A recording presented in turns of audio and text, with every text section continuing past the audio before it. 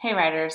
So yesterday I was trying to get things cleaned out in my room and I was moving things around in my closet. And as I was moving things around, I noticed that a chart from our small moments unit that we used fell out. So I picked it up and I began to read over all the different things that we learned during our small moments that we learned from our mentor author George McClements. And as I was reading it, I noticed that there was pop-out words. And I thought that we could do that in our teaching books too. I know, that sounds crazy, right? Things that we did in our books when we were writing stories, we can also do in our teaching books. Yes, we can! Remember, pop-out words are important because pop-out words tells that reader to read with a strong voice. So writers, today I want to teach you that those craft moves like pop-out words can also be used in our teaching books to help our readers understand more. So writers, I bet that you're already so good at this.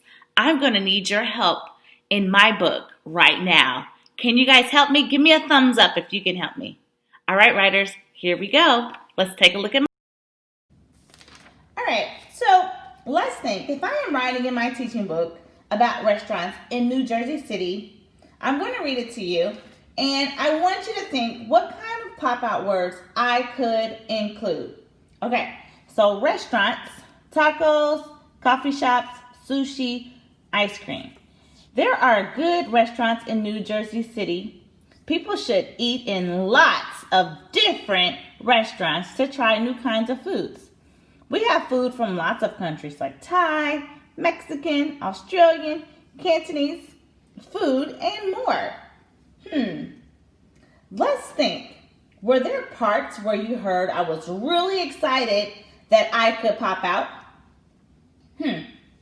So one thing that I'm thinking about is here where it says people should eat in lots of different restaurants to try new kinds of foods.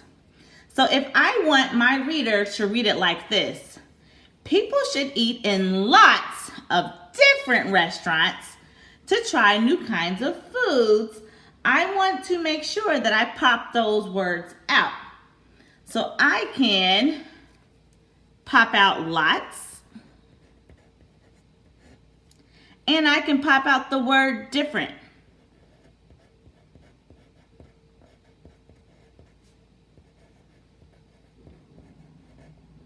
Because I want my reader to read it with an exciting voice.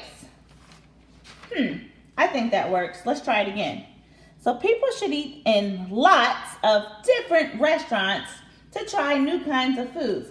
I want my reader to get excited about different places that they can go and eat. So, does that sound right to you guys? Give me a thumbs up. All right. So writers, you can try to add a pop-out word today in your books. It makes our books fun and interesting to read for our readers. So I want you to take a look at one of your teaching books today. And I want you to think about, where could I do that? Where could I maybe make a pop-out word to pop out those really important parts?